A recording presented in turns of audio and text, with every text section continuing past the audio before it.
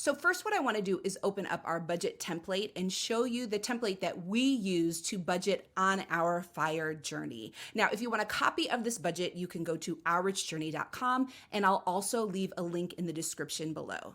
So here is our budget, and just to let you know, these numbers aren't our numbers, but we included numbers just so you can see how the expense summary chart and the tables work.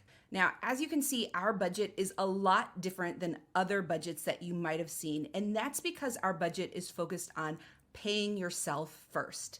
And what this means is that with our budget, you start off by identifying all of your income sources. So things like your 9-to-5 job, maybe you have a side hustle, money coming in from that, or maybe you have income coming in from rental properties.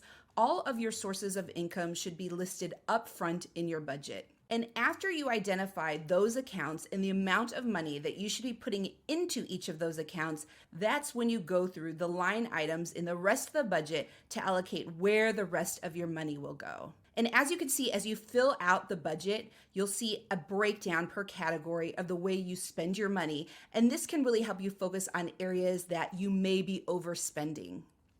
So we really think this is the best way to budget, by paying yourself first. But a lot of times people work the opposite way. They'll work through their budget and they'll look at all of the expenses that they have and they'll go through that. And then any money that they have left over, if they have any money left over, that will go to paying themselves in the form of their savings account, their emergency funds, or their investment accounts. Now, the problem with this is that it's a very reactive approach to budgeting instead of a proactive approach. So when you list all of your expenses first and you're not focused on paying yourself first, you're focused more on your wants versus what you really need. And this can get you in that mindset trap where you're living paycheck to paycheck and you're not focused on growing your wealth. So the traditional approach to budgeting is really designed to make people think about how much money they can save after pretty much all of their money is spent.